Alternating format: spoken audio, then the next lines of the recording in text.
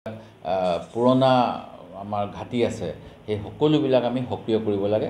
যোৱা সময়ছোৱাত আমাৰ বহুতৰ লগত যোগাযোগ নোহোৱাৰ বাবে আজি বহু কংগ্ৰেছী মানুহে কয় যে আমাক আজিকালি খবৰ নিদিয়ে, আমি আজিকালি একো মিটিং হ'লে গম নাপাওঁ। মই সেই কথাটো কৈছিলোঁ সেইদিনাখন, আৰু সেই কথাটো কোৱাৰ প্ৰাসংগিকতা আছিলে যিটো তাৰিখত যিটো দিনত মই কৈছিলোঁ সেইদিনাখন অসম প্ৰদেশ কংগ্ৰেছে শিৱসাগৰ জিলাত এজন নতুন সভাপতি নিযুক্ত কৰিছিল। আৰু সেই গতিকে মই দলীয় কৰ্মীসকলক উৎসাহিত কৰিবলৈ কৈছিলোঁ যে আমাৰ দলৰ আমি সকলো মানুহক শক্তিশালী কৰিব লাগিব, সংগঠিত কৰিব লাগিব। সেই কথাটো যদি কোনোবাই ভুলকৈ ব্যাখ্যা কৰে মইতো ক'ব নোৱাৰিম। সেই গতিকে মই মোৰ স্থিতিত আগৰ পৰাই দৃঢ় আছিলোঁ যে কোনো দলেই নিজকে খুব ডাঙৰ বুলি ইগ' ল'ব নালাগে। আত্মসন্মান যে মোৰ আছে এনেকুৱা নহয়। ডাঙৰো যেনেকৈ এটা সিংহ জালত পৰোঁতে নিগনিৰ অৱদান আছিলে, সেই কথাটো সেই সাধু মই পঢ়ি থৈছোঁ।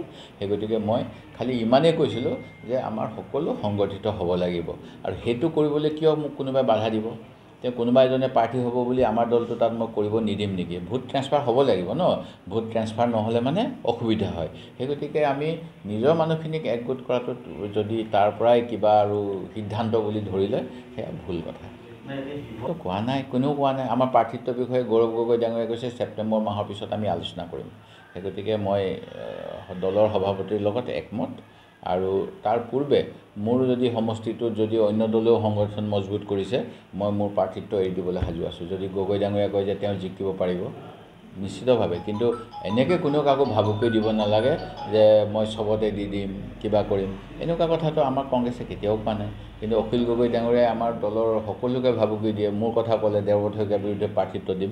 মই ৱেলকাম কৰিম যদি তেখেতসকলে এখন প্ৰতিটো বুথ আছে বুলি আমাৰ সভাপতিকে দিব পাৰে যে নাজিৰা সমষ্টিত 233টা মোৰ পুলিং ষ্টেচন আছে, চবতে মই বুথ বনালোঁ, প্ৰতিটো বুথত 100জনকৈ মোৰ ভলণ্টিয়াৰ আছে আৰু মই সেই গতিকে ইয়াৰ প্ৰাৰ্থিত্ব ল'ব বিচাৰোঁ। তেতিয়া আমাৰ ফালৰ পৰাও আমি ক'ম আমি 233জন বনালোঁ, মোৰ যদি 70জনকৈ সদস্য হয় মই নিশ্চিতভাৱে তেখেতক চাৰেণ্ডাৰ কৰি দিম যে আপোনাৰ 30জনকৈ বেছিকৈ আছে কৰ্মী, আপুনি লৈ লওক। কিন্তু তাৰ আগতীয়াকৈয়ে মই প্ৰাৰ্থিত্ব হ'ম কাৰণে কোনেও তাত কাম নকৰিব, এনেকৈ ক'লে জানো এটা ভাল মত আহিব? মই সেই গতিকে সেই কথা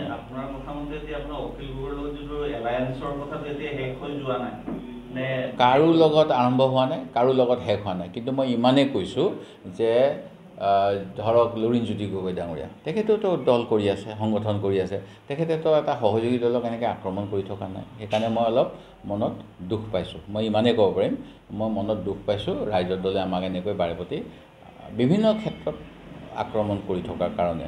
এতিয়া মনোৰঞ্জন তালুকদাৰ তেখেতেতো কংগ্ৰেছৰ লগত সহযোগ কৰি বিধায়ক হৈ আছে, তেখেতৰ দলেতো কেতিয়াও আমাক এনেকৈ আক্ৰমণ কৰা নাই। যিটো আক্ৰমণ কেতিয়াবা বিজেপিতকৈ বেছি তীব্ৰ হৈ যায় অখিল গগৈৰ দ্বাৰা। মই সেই কথাটোহে আপত্তি কৰিছোঁ, মই প্ৰাৰ্থীৰ কথা একেবাৰে কোৱা নাই। হ'ব।